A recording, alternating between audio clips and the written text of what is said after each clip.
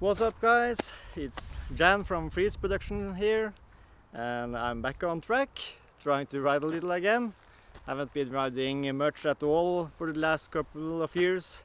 This is the third time I'm riding this year, so I'm quite rusty and my arms are hurting, but I'm trying my best. So I'm at the local MX track. It's very dry, very slick, and it's quite easy to fall, but it's still fun. And I'm here with my 18-year-old two-stroke, my 2003 Cr250. So I think we need to start it up and get some laps. Yay!